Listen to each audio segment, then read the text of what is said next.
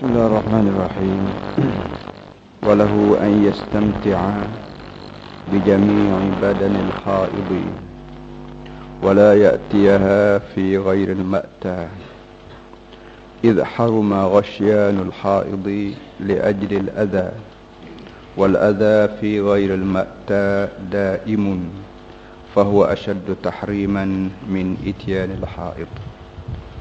Boleh bagi seorang suami bergurau senda ataupun istimta'.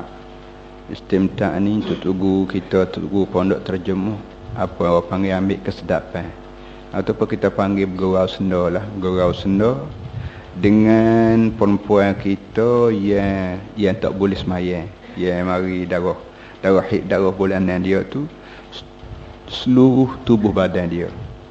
Cumanya dia tidak boleh bersetubuh. Begitu duduknya. Maknanya kalau perempuan kita tak boleh semayang, kita panggil mari haid, adakah kita sebagai seorang suami ni tak boleh langsung nak bergurau dengan dia, nak jamu tubuh dia, nak gapo dia, apa semua? Kata tuan kita ni semua boleh. Saja hak tak boleh, iaitu bersetubuh dengan dia. Lain pada bersetubuh dengan dia, nak bergurau, nak jamu tubuh, nak dakak, nak bergapo semua sekali, tak ada masalah apa. Hamba kena sebut terang tu supaya orang muda-muda tak tahu hujung pakar ni tahu duduknya. Dia orang muda-muda ni belajar agama hanya melalui sekolah kebangsaan. Yang berapa minit sangat seminggu. Benda-benda begini tentulah dia tidak tahu benda lagu ni. Lebih lagi bila takdir Allah Ta'ala dia ni belajar sekolah kebangsaan saja dan tidak mengikuti kelas-kelas perdoaan di balai-balai masjid-masjid begini, maka dia besar dengan tak tahu apa pun. Oleh demikian bila dia berkahwin, maka boleh jadi dalam masa perempuan dia tidak boleh semayang tu dia bersetubuh juga. Sedangkan perbuatan ini haram. Jadi selain daripada bersetubuh, lain pada tu semua sekali boleh. Nak jamu, nak setuh, nak bergurau, nak bergapo dengan perempuan kita yang tak boleh semayang, boleh. Bersetubuh saja tidak boleh. Itu dia duduk. Dan ada sekali lagi yang nak sebut, iaitu dalam surat-surat khabar selalu timbul bahawa pelajaran seks boleh ke tidak kita ajar dalam sekolah. Pelajaran seks ni pelajaran hak ni lah, hak orang lelaki dengan orang jantan ni, orang panggil perkara-perkara sulit di antara lelaki dengan puan ni, boleh ke tidak ajar dalam sekolah. Malam ni dia 2-3 malam dah kita belajar seks ni. Kita duk belajar seks, masalah seks. Lebih lagi hak malam ni kita baca ni sambungan daripada hak baru ni. Wa yustahabbu an yuqaddima alaihi alhadis wal mu'anasah wa an yughtiya ra'sahu wa yawdha sawtahu thumma idha qadha watarahu falyatamahal ala ahli hatta taqdiya haid hiya aidan nuhmataha. Ini hak sambungan minggu lepas. Hak minggu lepas ni terang sebut masalah seks. Bagaimana kita laki isteri sebagai orang Islam melakukan persetubuhan. Benda persetubuhan ni bagi kita kapung walau tok lebah belah mana pun malu nak royak. Tapi Imam Ghazali yang dikira bapak tasawuf di muka dunia ni sebut dalam lagu kitab. Sepatut kita kira orang tasawuf kata duk sebut dalam benda-benda gini tok lebah sebab kita ni pemali dah nak sebut. Apa lagi macam Imam tasawuf, apa ni Imam Ghazali sebagai ahli tasawuf. Tapi Islam dia tak ada benda hak tak boleh buat. Islam tu tak ada benda. Tak ada benda di muka dunia ni hak terlepas daripada Islam, tak ada. Sejak daripada makan, sampai ke minum, sampai ke tidur, sampai ke dalam katib, atas katib untuk berlaki isteri pun cara Islamnya gini-gini. Jadi mau tak mau Imam Ghazali dia faham keadaan Islam, dia sebut semua. Hatta dia kata bila kita setubuh, jangan kita sudah dulu. Kita sudah dulu, lok kok orang puan duduk nanti rasa pun tengok dia sudah lepas tangan dah. Ni jangan begitu. Kata tu dah orang tua faham belakang dah tu. Tak kena nak lebih lagi. Jadi buat lagu tu. Biarlah kata dia dah kita makan setalan ke mana, biar sama sudah. Dia mau sudah kawan sudah. Itu dia duduk. Falyatamahal ala ahli, maka dialah hendaklah dia beransur-ansur untuk jaga hati isteri dia hatta taqdiya hiya aidan nuhmataha, supaya dia pun boleh siapa hajat dia sendiri. Itu cara Imam Ghazali sebut terang lah. Itu dalam kitab hak kecil ni. Kalau buka dalam Ihya Ulumuddin sedikit besar ni, panjang lagi. Hamba sengaja tak sebut malam-malam. sebutlah, tapi ada ni sendiri ahya boleh tengoklah keadaannya. Begitu dulu. Setara tu pun kita boleh faham keadaan.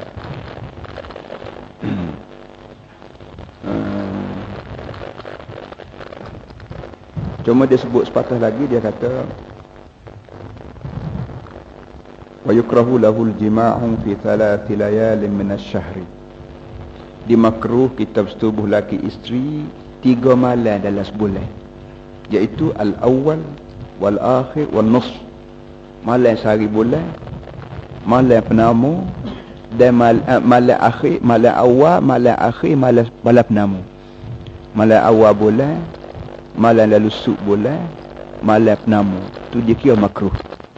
Dia ambil dua noh ni, cuma dia kata waru ya karahatu zalika an Ali wa Muawiyah wa Abu Hurairah radhiyallahu anhum. Kata dia disebut-sebut benda ni makruhnya daripada Sina Ali, daripada Sina Muawiyah dan daripada Abu Hurairah. Disebut-sebut bahawa Sina Ali, Muawiyah, Abu Hurairah kata makruh setubuh 3 malam dalam sebulan, iaitu awal malam, awal bulan, tengah bulan dan lalu sub bulan. Kerana apa benda ni berlaku, dia pun tak ada sebut juga, cumanya dia sandar lebih kurang ke atas 3 orang sahabat tadi. Pada tu kata dia, wa minal ulama'i man istahabbal jima'a yawmal jum'ati wa lailatahu tahqiqan li ahadi at-ta'wilaini min qawlihi sallallahu alaihi wasallam rahimallahu man ghasala wa ghtasala.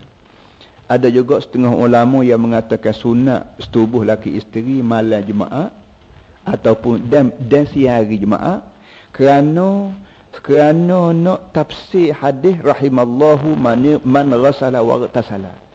Ada hadis bunyi rahimallahu man ghasala wa ghtasala. Allah Ta'ala beri rahmat pada orang yang mandi dan kepada orang yang mandi sungguh-sungguh hari Jumaat.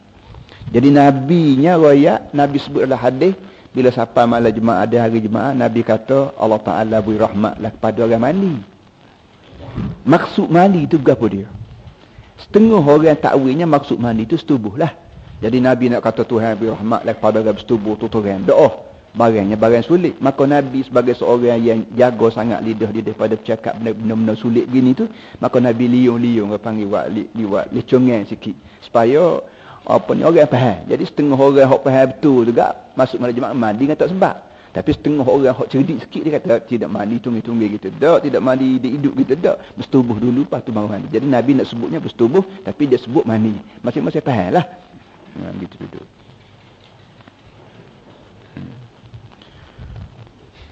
Kemudian sambung lagi. Itu mana kata dia? Walahu an yastamti'a bi jami'i badanil haid wa la ya'tiha fi ghairil ma'ta, dan tidak boleh juga kita bersetubuh dengan perempuan kita di bukan saluran dia. Saluran hak setubuh tu saluran depan lah. Tapi dengan sebab kita ni misalnya dengan sebab dia tak boleh sembahyang apa semua sekali, nafsu kita kuat, maka kita bersetubuh ikut saluran belakang, tak boleh, itu haram. Idh haruma ghasyanul haid li ajli al-adha. Kerananya kata dia, bila kita cari sebab kerana apa waktu perempuan kita tak boleh sembahyang tu haram kita setubuh. Bapa yang tidak boleh kita setubuh perempuan kita waktu perempuan tak boleh sembahyang? Jawabnya kerana adha. Al-adha ni maknanya benda huduh, benda kotor lah. Dengan sebab dia mari haid, darah apa semua sekali, pak kita bersetubuh, maka arti kita ni bahasa jenis orang tak milih, tak kira bersih, kotor pun jumpa orang makan selalu. Ini bukan cara orang Islam. Jadi orang Islam diajar makan benda bersih. Baik makan, baik minum, baik setubuh pun bersih. Jadi bila perempuan mari kotor, maka dengan sendiri orang panggil apa nama ni, kita bila bersetubuh juga arti kita buat satu benda yang azab yang menimbulkan kotor, perangai, huduh apa semua sekali. Jadi kalau waktu perempuan kita mari haid tu pun tak boleh dah kita setubuh, sedangkan dia ni tidak mari sama-sama sekali dalam sebulan je.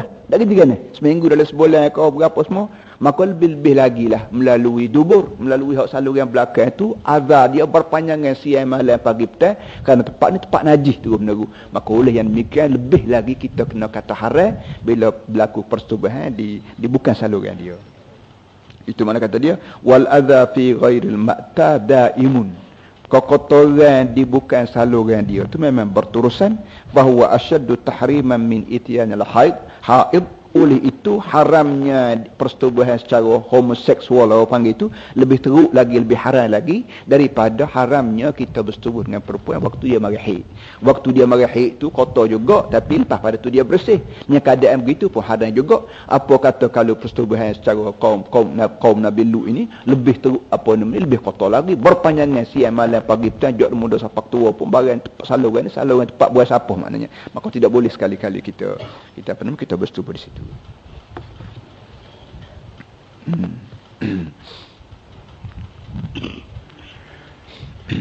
Wala ba'da inqidaihi wa qabla al-ghusli. Imam Ghazali tambah lagi, wala ba'da inqidaihi wa qabla al-ghusli. Begitu juga perempuan kita yang sudah kering dah darah. Perempuan yang sudah kering dah darah tapi tak ada mandi lagi. Dia tanya, sudah dah weh, habis dah kahwin, kering dah kahwin. Dia tanya ipik-ipik, dia yang tak mandi lagi, kita setubuh dah, dia tak boleh. Biar dia sejak molek darah, dia mandi habis licin, ketika tu barulah boleh bagi laki ataupun bagi suami melakukan persetubuhan. Selagi tidak mandi, orang panggil mandi ngakak hadah besar, orang panggil ngakak hadah, maka selama itulah apa namanya, kita tidak dibenar sekali-kali persetubuhan. Hadah besar, hadah kecil mandi, itu orang puan-puan hak muda-muda ni reti, kalau tidak ni reti tak tahulah ni. Jadi nak ayatnya kepada orang muda-muda perempuan ni, bila dia mari haid, bila sejak molek darah kering, wajib atas dia mandi meniat. Mandi meniat kata orang kampung. Jadi mandi ni bukan sebagai mandi niat akad hadah besar. Jadi jeruk air atas kepala tu niat dalam hati dia nak akad hadah besar. Gapo dia hadah besarnya? Haid. Jadi syarat dia, rukun dia dua perkara ialah. Yang pertamanya mandi tu mandi dengan niat. Niat sebab tak adilah. Yang keduanya air tu mesti rata. Jangan ada tempat hak kering, baik rambut, baik kulit, baik apa. Dua perkara itulah yang menjadi syarat utama dalam masalah mandi. Lepas pada tu barulah boleh semaya, barulah boleh puasa, barulah boleh bergapo panggil, barulah boleh bersetubuh laki isteri.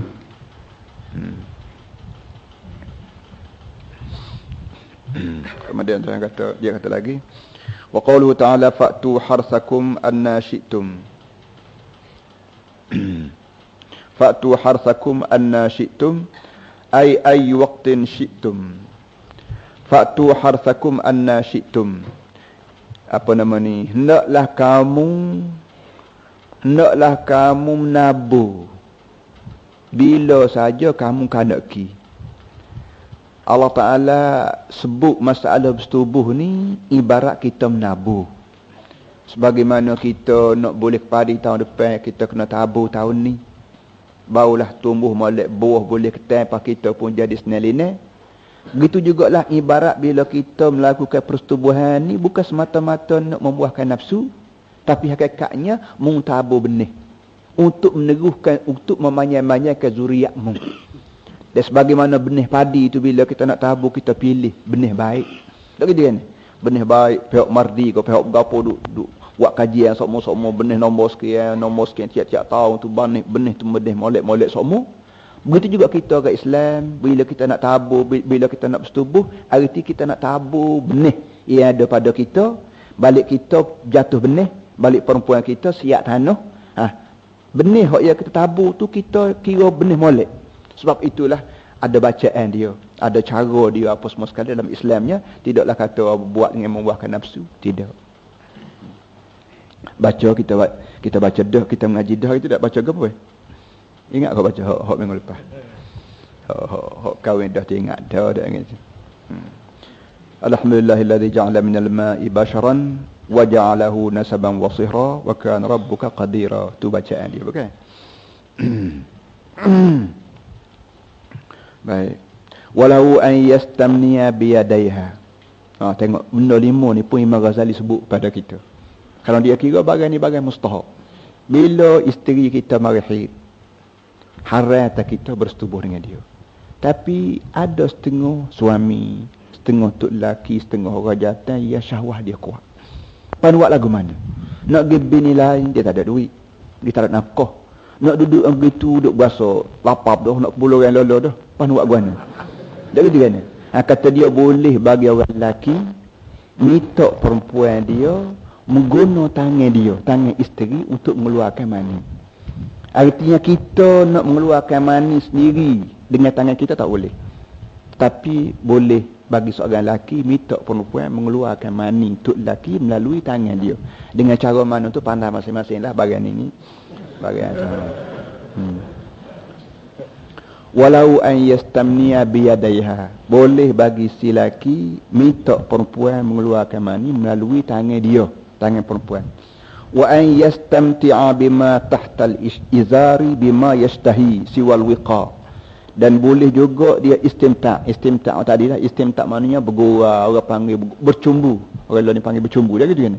Cumbu ke berapa orang panggil, berdakak, berpeluk, menggunakan orang panggil kelazatan hidup orang sarak kita.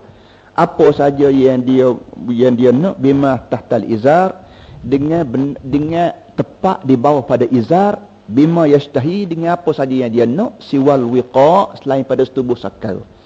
Mana hak daripada ujung rambut sampai ke ikat pinggang ni tak pelik lah hak tu. Daripada kepala sampai ke sekat ikat pinggang ni tak berayak pun tak apa dah boleh. Tapi jadi masalahnya hak lepas pada hak bawah pada ikat kilah ni, berapa orang panggil? Bawah pada kilah ni boleh ke tak? Kata dia boleh. Nak jamuh dua, nak gosok dua boleh, tapi setubuh sah minta maaf. Jangan hak tu. Dan bila timbul masalah, kita boleh ke buat setahun ni? Apa hukum? Dari segi boleh tu boleh. Tetapi masalahnya, bila barang ni boleh. Bila barang ni boleh, hak dalam istilah Arab dia panggil mubah, barang haruh. Adakah dengan sebab barang tu barang boleh, kita sebagai orang ni boleh buat lah. Faham tu tak? Bila sebab barang ni barang haruh gak, maka semua orang boleh buat belakang kau. Boleh jamuh belakang, boleh gosok belakang, nak kita orang baru kahwin, tiba-tiba perempuan kita tak boleh semaya. Maka dengan sebab ustaz kata semaya lelaki tak benar kata boleh, maka aku nak gonyong siapa nak gosok sana. Ni terletak di atas orang. Boleh tak boleh terletak atas kita. Kalau kita percaya ke diri kita bahawa gora setara mana pun kita boleh break, kita boleh cenggia, kita melak ke kita, tak ada apa-apa, tak apalah. Tapi kalau kita gua melak labu mata, berapa pernah tak nampak mata, ingat hukum orang tak nampak dah, kita tu janganlah. Kita mengelak dulu lagi. Benda gitu mengelak dulu lagi. Oh ya, kau reti nak kita kawan tak boleh. Dia tak boleh semayang, kata semayang rapat kawan mudah kelabu mata. Oh ya, gitu lalu. Dan kalau kita buat lagu ni, Tuhan tahu benda lagu ni, kita boleh pahala. InsyaAllah Tuhan ganti kita dengan benda lain. Ya, kita tidak buat masuk rapat dengan rupuan kita kerana kita yakin bahawa kita tak boleh kontrol diri kita. InsyaAllah Tuhan ganti dengan benda lain. Dia beri pahala kita ko. Lipat ganda, dia beri iman kita makin kukuh ko. Dia beri kita akhirat kot layanan yang lebih membuahkan lagi ko. Pandailah Tuhan buat. Kerana Tuhan tahu ketika kita orang panggil gerakan duk menanggung nafsu kita, duk tahan nafsu ni, ketika itu tidak sia-sia. Innallaha la yudhi' ajral muhsinin. Allah Taala tidak akan sia-siakan pahala orang yang buat budi, buat jasa. Kita boleh dia isteri main dengan tangan.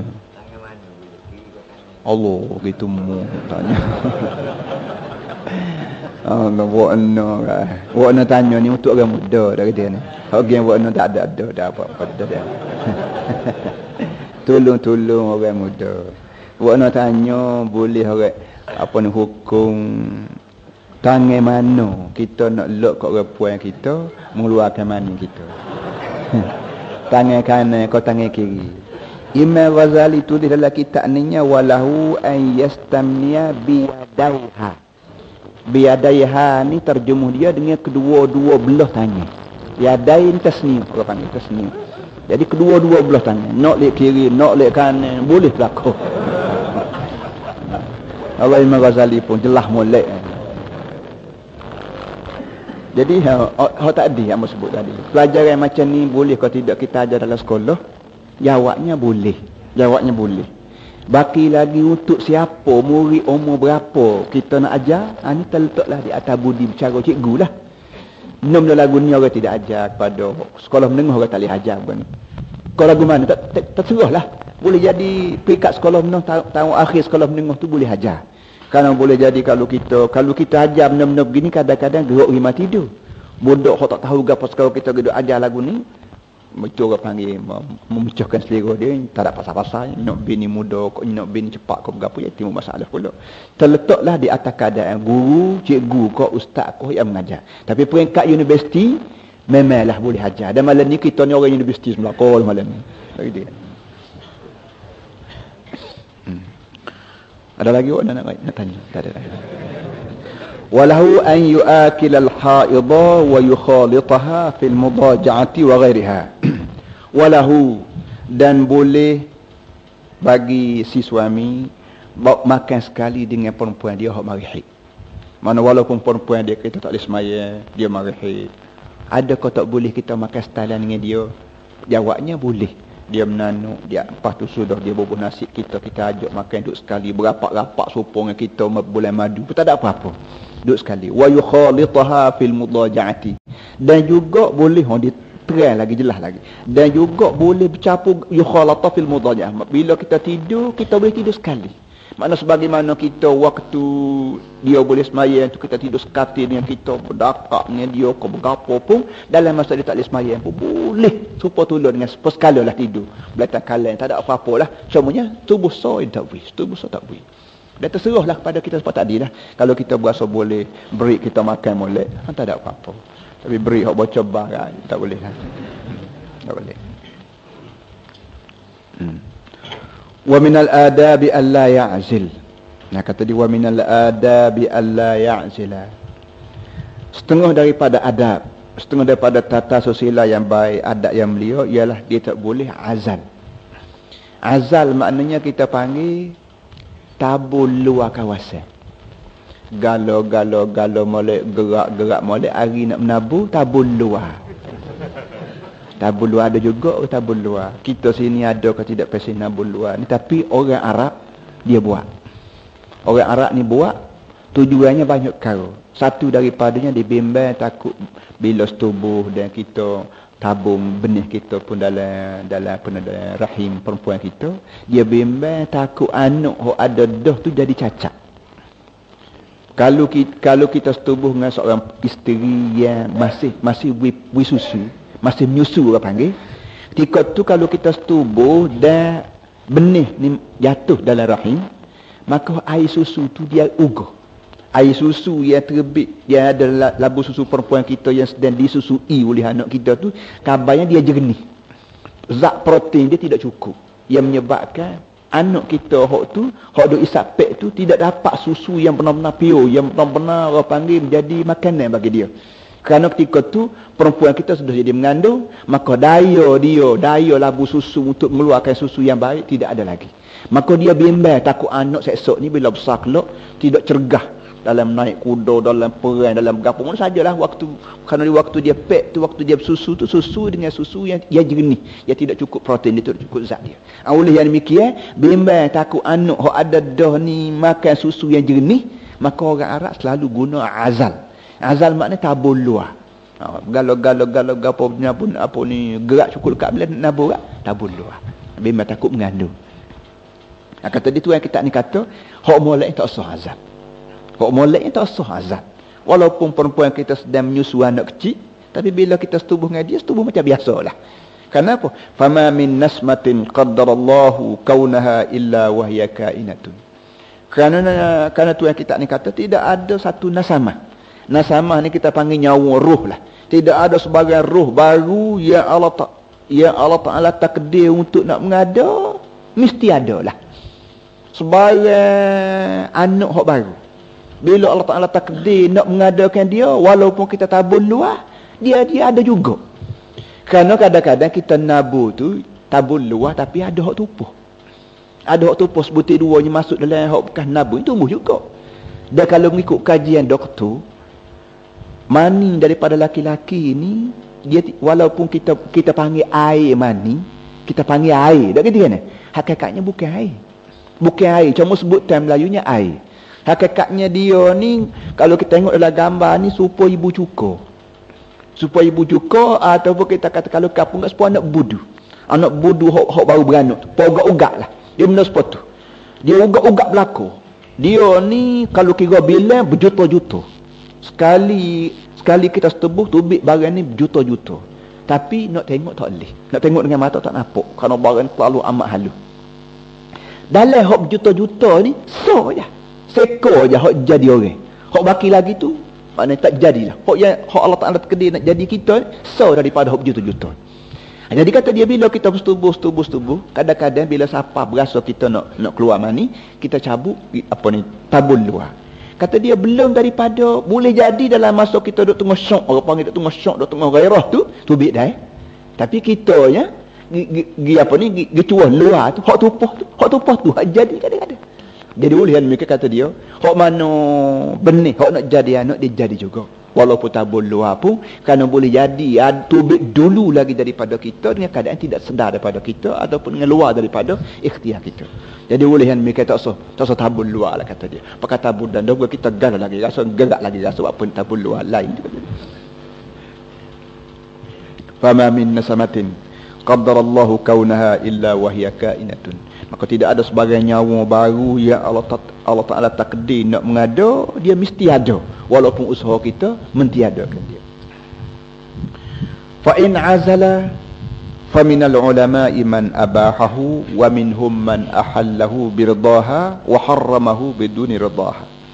Baiklah, tadi kata dia adabnya tak usah kita azal, tak usah tabur luar.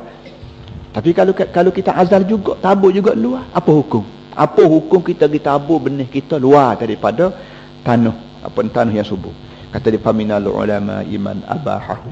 Ada di antara ulama yang mengatakan boleh, wa minhum man ahallahu birdaha, dan ada orang yang mengatakan halal tapi kena minta izin dulu, minta izin pada orang. Kita royak kat orang, kita ni anak kecil lagi. Jadi kalau setubuh tu pas tabur dalam demo, maka boleh jadi kita dapat anak baru. Maka anak kita hak sedia boleh jadi tidak cergah, boleh jadi tidak sihat. Belah mana tak kalau kawan tabur luar. Kalau dia kata leh abang mun nak doakan anak. Tak boleh, tak ada apa-apa, tak boleh. Maka ketika tu abang lah punya pasal cari harta banyak. Tu dia duduk. Wa harramahu biduni ridaha. Dan ada ulama yang mengatakan haram tabur luar sekiranya perempuan kita tidak izin. Kalau dia kata leh hamba tak benar. Hamba nak kanuk walau belah mana banyak pun hamba berasa bahagia, hamba berasa muju nikmat Allah Taala beri pada kita anak ramai. Ketika tu tok lelaki tak boleh tabur luar. Ada kata tabur luar juga haram. Kenapa tidak diredai oleh isteri? Kalau sama suka tak apalah. Sebenarnya timbul kalau sama suka, perempuan kita pun suka tabur luar, si laki-laki pun suka tabur luar, tak ada apa-apa. Kata dia li alla yu'dhiha. Ya apa nama ni? Maknanya yang ulama kata haram tabur luar sekiranya orang puan kita tak benar. Kalau puan kata tak benar tabur luar, maka ketika tu haram kita tabur luar. Apa? Li alla yu'dhiha. Illat yang jadi haram ni ialah supaya tidak menyakitkan hati perempuan. Islam ni punya cermatnya jaga hati orang tino. Cermatnya dia jaga muasyarah, mukhalatah kita laki perempuan ni hingga sampai setara tu pun tak boleh. Kalau perempuan kata tak boleh tabur luar, nak kanuk. Kita berluar juga. Bila-bila dia tak benar pun, arti kita melukakan hati dia. Dan melukakan hati perempuan dengan tidak sebab ni haram. Tu dia duduk. Jadi arti kiyah gilah. Sebarang-barang kerja buat kita sebagai seorang tok lelaki yang menyakitkan hati perempuan, haram. Itu dia. Sebarang gerak langkah kita yang menyakitkan hati perempuan, haram. Masalah sakit hati. Timbul masalah kita madu. Bini 2, bini 3, bini 4. Jadi hak bini tua ni sakit hati lah. Kerana tok lelaki dia madu dah dia. Sakit hati lagu ni salah tok lelaki, kau salah dia.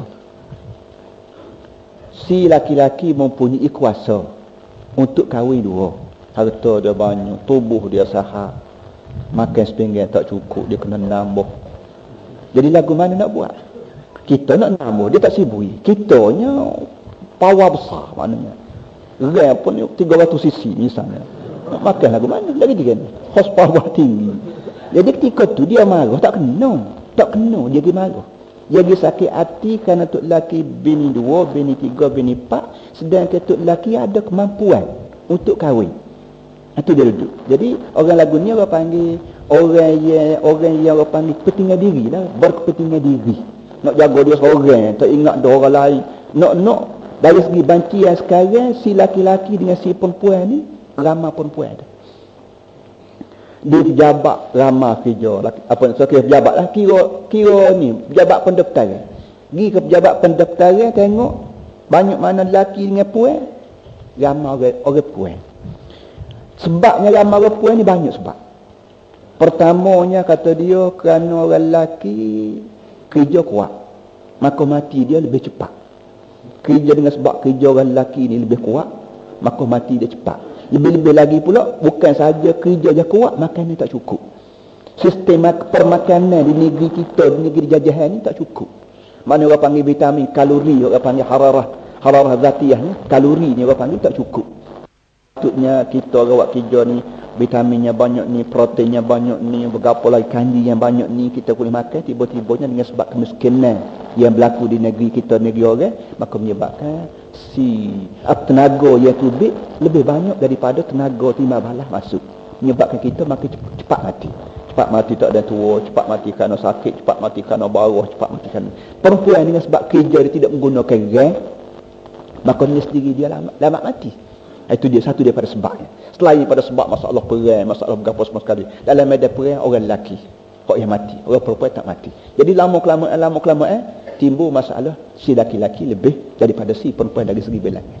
Allah Ta'ala ataupun Islam tahu dah bagian awal-awal lagi, maka dia beri peluang pada laki-laki berkahwin lebih pada satu, 4 dia boleh. Jadi kepada si bini tua, ia tak boleh selis sikit marah semua pada tok lelaki bini dua sedangkan dia ada kemampuan. Ini orang panggil perempuan yang kepentingan diri dan tidak ada timbang rasa dengan orang lain. Anak muda congok-angok, anak gadis belana berderu, nanti orang pinang tak pinang, nanti cari tok lelaki tak ada tok lelaki. Belah mana?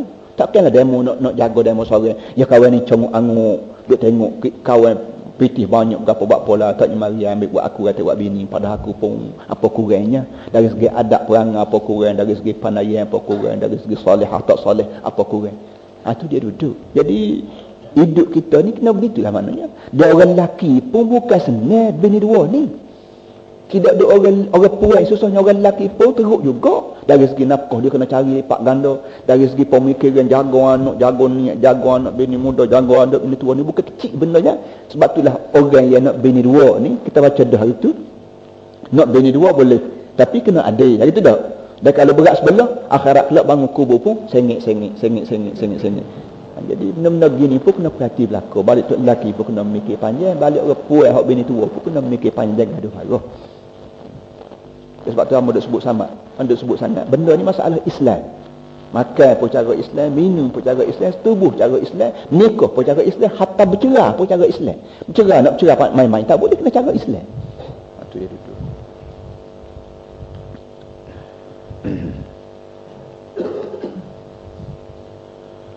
Wa fi sahihain An Jabir radhiyallahu anhu annahu qala kunna na'zilu ala ahdi Rasulillah sallallahu alaihi wasallam wal Qur'anu yanzil. Wa fi lafzin akhar kunna na'zil fa balagha dhalika Nabiyullah sallallahu alaihi wasallam falam yanhana. Dalam Bukhari dan Muslim sebutnya kata dia daripada Jabir radhiyallahu anhu kata dia kunna na'zilu ala ahdi Rasulillah. Sayyidina Jabir radhiyallahu anhu kata dia, kami selalu duk azal. Kami ni puak-puak sahabat selalu duk azal. Azal maknanya apa tadilah tabun luar. Ala ahdi Rasulullah sallallahu alaihi wasallam, semasa Nabi duk tengah hidup lagi, wal Quran yanzil, dan semasa Quran duk tengah turun lagi. Waktu kami duk azal ni kata Sina Jabir ni, Quran duk tengah turun. Artinya Quran ni passion dia turun bukan saja duk. Ada benda hak dia royak kalau sekiranya berlaku benda salah. Kalau Tuhan tahu di mana saja dalam masyarakat ketika tu ada buat benda salah, maka tak ada lama ayat mari lalu royak. Ya Muhammad, orang mu ada buat benda salah, maka mu kena tegur. Jadi dengan keadaan Quran duk tengah turun siang malam pagi petang, dan kami nya puak-puak sahabat-sahabat Nabi pun duk azal siang malam pagi petang, Quran tak kata apa, Jibril tak ada waktu apa, menunjukkan bagian ni bagian biasa, bagian tak ada apa-apa. Ini satu poin hujah sahabat-sahabat Nabi meneruskan azab dia.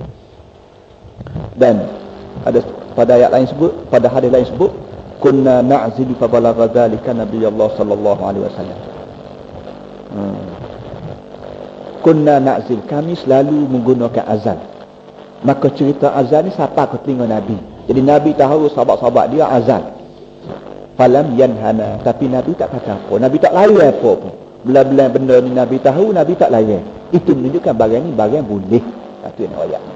Kerana sebagian benda yang berlaku di zaman Rasulullah, kalau barang tak boleh, Tuhan tidak elok lama. Dia mesti turun selalu ayat menerangkan barang tak boleh. Sama ada dengan cara secara langsung ataupun secara sini-sini.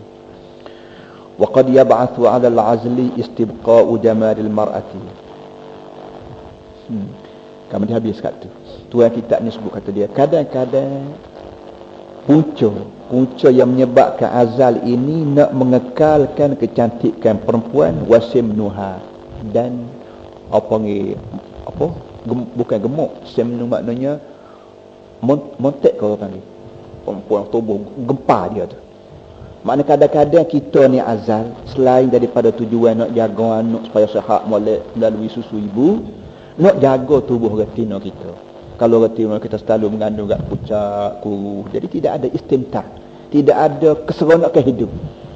Kita nak tengok retina kita comel, mani, berseri. Lepas tu kalau main duk mengandung semua kat darah tak cukup, gapo tak cukup, maka tak adalah seri dia tu. Bila tak ada seri dia, kita pun tak berseri sama. Dah lagi kan? Maka kita nak tengok retina kita comel, semua mutuk, semua gempal, semua sedap, jamu semua. Kadang-kadang kita melakukan azan. Itu dia, itu duduk. Itu mana kata dia waqad yab'athu 'ala al-'azli istibqa'u jamalil mar'ah. Dan kadang-kadang pun membangkitkan, maknanya mencetuskan azal ini kerana nak mengekalkan kecantikan isteri, wasimnuha, dan simnu makna gempal tubuh dia tu berkokoh molek, lidawamit tamattu', dengan tujuan nak suruh dapat tamattu' tu berterusan. Sebab nak meneruskan tamattu'. Tamattu' maknanya apa dia? Tamattu' maknanya sedap-sedap. Sebab kita pergi ke Mekah orang panggil haji tamattu' tak? Kita ada haji ifrad, haji qiran, haji tamattu'. Tamattu' ni lah. Tamattu' tu maknanya kita pergi buat umrah sekali. Kita pergi niat umrah, kita buat umrah, lepas tu kita pakai kain jahit pula. Waktu kita buat umrah mula-mula sapa tu kita makan cara ihram. Maka cara ihram gapo sudah ihram begitu begini, nak menyapa ke tangan haji 9 bulan Zulhijjah, 10 bulan Zulhijjah tu, kita pakai tengah-tengah tu kita pakai kain jahit lah. Kita berlaku apa semua sekali. Itu orang panggil haji lagu ni haji tamattu'. Itu apa? Ada. Jadi sebagaimana kita duduk haji tamattu' tu kita boleh buat supaya orang yang tidak haji sikit abuk, nampak pakai baju jahit, pakai sarung jahit, kita duduk ngotino kita gapo tino. Begitulah keadaan kita kadang-kadang nak ke tamattu' kita hidup bahagia kata orang isteri kita, kadang-kadang kita juga buat azal.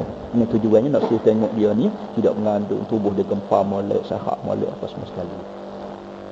Khaufan min khatarit talqi, kerana bimbang takut bahaya talq. Talq ini orang panggil cemas mengandung. Bila perempuan mengandung nak loyo lah, mutoh lah, pening lah, tak si makan, tak si minum, yang menyebabkan tubuh dia jadi pucat, letih. Kita bimbang takut retina kita pucat, letih, maka kita pun tabun luar. Ada juga kata Imam Ghazali ni, pucat yang jadi asal ni kerana tu.